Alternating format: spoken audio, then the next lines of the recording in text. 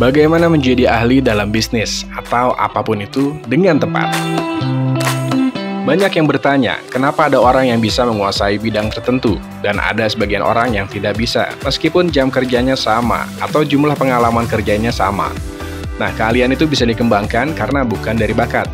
Ada beberapa elemen yang bisa dikembangkan untuk mengembangkan menjadi ahli dengan tepat, yaitu yang pertama adalah deliberate and practice. Deliberate practice adalah belajar dan latihan terus-menerus dengan cara yang benar. Misal, jika kita akan menguasai A atau kompetensi tertentu, maka step-step basic yang perlu dikuasai apa dan dilanjutkan apa saja di praktisnya, yaitu latihan dengan sangat dalam, dengan memperbaiki kesalahan terus-menerus. Di dalam otak kita, ada sinyal menuju sirkuit memberikan respon terhadap apa yang kita lakukan, dan di dalam syaraf otak ada yang namanya myelin.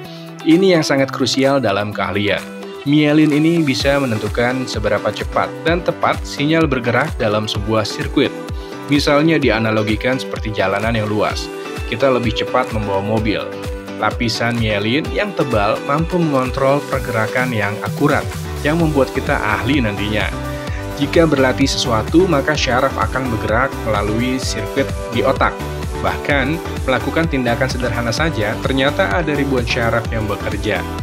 Maka untuk menjadi ahli, kita bukan berlatih yang sudah pernah saja, namun berlatih yang kita belum pernah, dan naikkan level kesulitannya. Sehingga kita akan membuat kesalahan karena belum pernah, dan akan membuat makin lama makin tebal myelin kita. Dan ini yang membuat kita belajar dari kegagalan, dan membuat kita makin lama makin ahli. Misal, kita berlatih musik dengan lagu A.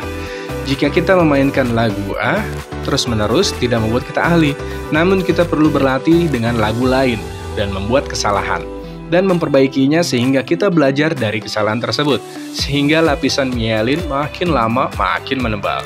Sama halnya jika belajar dalam kompetensi bisnis tertentu. Langkah pertama adalah kita perlu cacah dulu kompetensi tersebut, pondasinya apa saja, dan kita kuatkan dan belajar pondasinya setahap demi setahap, naik level, dan uji di dalam praktek bisnis kita. Misalnya kita ingin menjadi ahli SCM atau Supply Chain Management atau rantai pasok. Maka kita kuatkan dulu, misal basic keuangannya dulu. Kenapa? Karena operasional ini berkaitan dengan margin kotor, sehingga kita perlu memahami terlebih dahulu. Kemudian berlatih manajerial, lanjut ke planning, forecasting, procurement, dan seterusnya. Jadi memang kata kuncinya adalah konsisten dalam belajar setahap demi setahap. Tambah kesulitan sedikit demi sedikit, sehingga lapisan myelin kita makin lama makin tebal, sehingga kita makin ahli. Yang kedua, mempunyai tujuan yang jelas berkaitan dengan keahlian.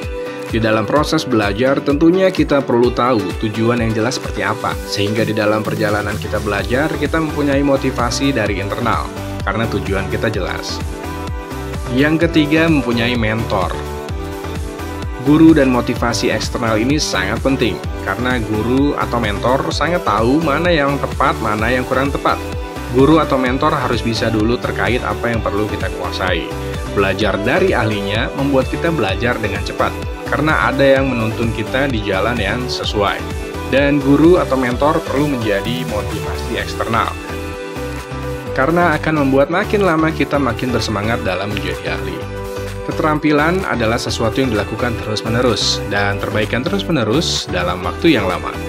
Selamat berlatih, salam World Class Manager.